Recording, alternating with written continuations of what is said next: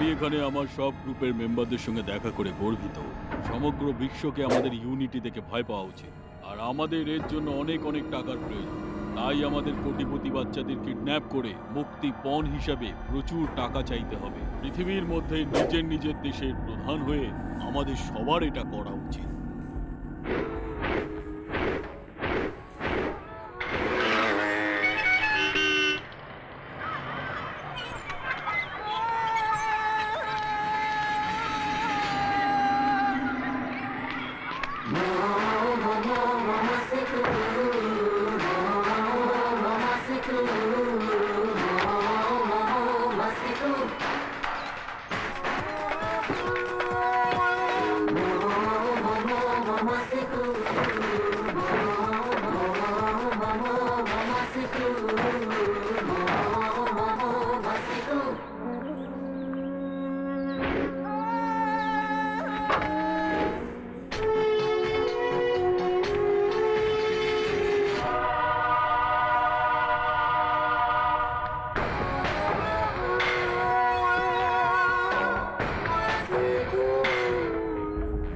আপনি কি আপনার ছেলেকে খুঁজছেন যে স্কুলে গিয়েছিল?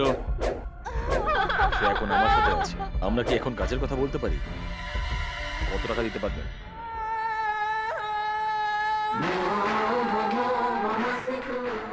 হ্যালো, তুমি 3টে কারখানা, থিয়েটারের মালিক, আর তুমি মাত্র 10 লাখ টাকা দিচ্ছ নিজের ছেলের জন্য? আমার 1 কোটি টাকা চাই। কি বক্তব্য তোমার?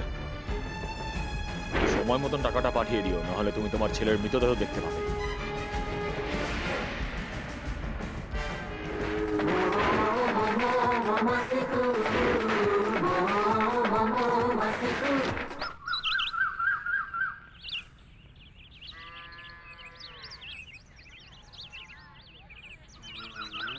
আমার কথা শুনতে পাচ্ছিস? হ্যাঁ স্যার। 4টে ব্যাগ লক্ষ্মী ম্যারেজ হলে পাঠিয়ে দে, আর 3টে ব্যাগ ওই রেলওয়ে ম্যারেজ হলে। কোনোটা যেন আবার বাড়ি নিয়ে যাস না, খুব সাবধান।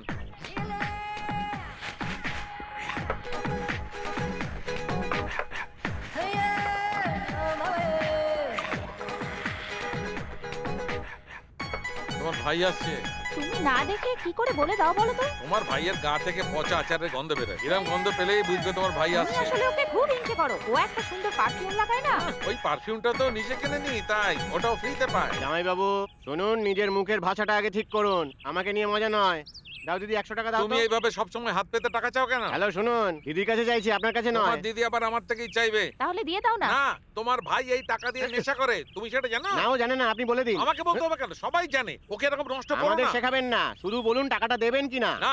আপনার কি একটু লজ্জা শরম নেই নাকি? না, নেই নেই। তোর কি? দিদিকে বিয়ে করার সময় কি বলেছিলেন? আপনি বলেছিলেন যে আমার দিদিকে বিয়ে করার সময় আমারও আপনি খেয়াল রাখবেন। সেই কথাগুলো আপনার মনে আছে কি নেই? এখন মনে হয় আপনি সব ভুলে গেছেন, সেই জন্য এইসব বলছেন। তুই যা খুশি বল না কেন, আমি দেব না। আমার পুরনো দিদিকে ফিরিয়ে দিন। কি পুরনো দিদি? হ্যাঁ, বিয়ের আগে যেরকম ফ্রেশ ছিল সেই রকম এখন ফিরিয়ে দিন। সেটা কি করে সম্ভব? তাহলে আমার 100 টাকা দিন।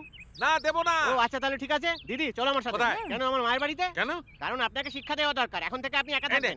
হ্যাঁ, ওটাই আপনার শাস্তি। আপনার এইরকমই হওয়া উচিত। আপনার শক ট্রিটমেন্ট দরকার। হ্যাঁ, এই 500 টাকার নোট।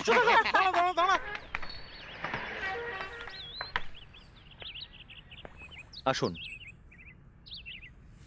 নমস্কার ম্যাডাম। নমস্কার। একবার ছেলেকে ডেকে দেবেন? বিজয়।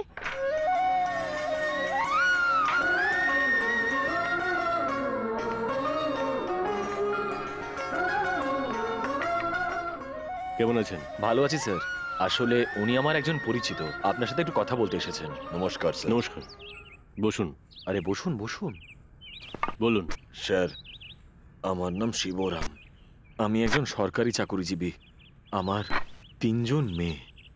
বড় মেয়ে ওই টাউনের আর্ট কলেজে পড়াশোনা করে, আর ওখানেই হোস্টেলে থাকে। আর ওই একই কলেজে চেয়ারম্যানের ছেলেও পড়ে। কিন্তু সে মাঝে মধ্যেই আমার মেয়ের কাছে আসে আর ওকে বিরক্ত করে। ও আমার মেয়েকে একা ডেকে পাঠায় আর ওর সাথে দুর্ব্যবহার করে স্যার। আমার মেয়ে ম্যানেজমেন্টে অলরেডি কমপ্লেন করেছে। ও চেয়ারম্যানের ছেলে, তাছাড়া একটা স্ট্রং ব্যাকগ্রাউন্ড আছে ওর। ম্যানেজমেন্ট ওকে ক্যাজুয়ালি নেয় স্যার। এই তো গত 10 দিন আগে কলেজের সবাই একটা ট্রিপে গিয়েছিল, আর ও আমার মেয়ের স্নানের ভিডিও করেছে, আর তাও আমার সেলফোনে রেখে দিয়েছে। আর এখনো আমার মেয়েকে ব্ল্যাকমেল করছে, বলছে ওর কাছে যেতে, না হলে নাকি সব স্টুডেন্টদের দেখিয়ে দেবে, ইন্টারনেটে আপলোড করে দেবে। আমি কি করব স্যার? যদি আমি পুলিশকে ডাকি তাহলে আমার মেয়েকে সবাই অপমান করবে। আমি সুইসাইড করার কথাও ভেবেছি, কিন্তু আমার আরো 3 জন সন্তান আছে। কি করব বুঝতে পারছি না।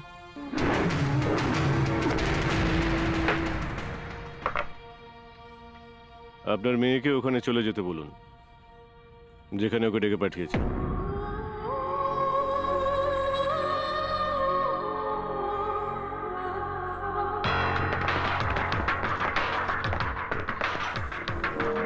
ভয় পেও না, আমি তোমার কোনো ক্ষতি করব না। আমি শুধু দেখতে চাই আমার বন্ধুরা তোমার সাথে একটু মজা করবে।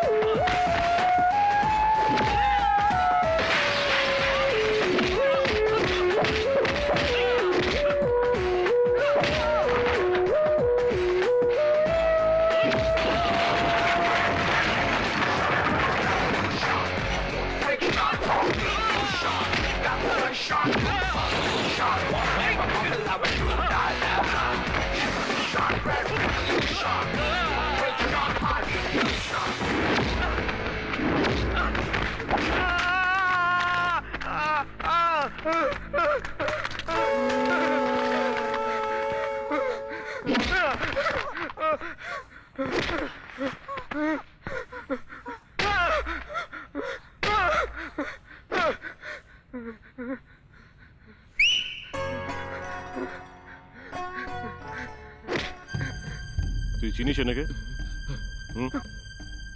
এরা তো আমার মা বোন। এই, যেভাবে তুই ওই মেয়েটার ছবি তুলেছিস সেভাবে তোর মা আর বোনের আমি ছবি তুলবো, আর 24 ঘন্টার মধ্যেই শহরের সব জায়গায় পৌঁছে দেবো। কেমন লাগবে? প্লিজ স্যার, ক্ষমা করে দিন স্যার। প্লিজ এটা করবেন না স্যার, আমার পরিবারের সম্মান নষ্ট হয়ে যাবে স্যার। তুই কি ভাবিস শুধু তোর পরিবার আছে আর বাকিদের পরিবার নেই? তুই ওর উপরে খুব টর্চার করেছিস। একবার ভাব ওর বাবা মায়ের কতটা কষ্ট হয়েছে। কি মনে হয় তোর?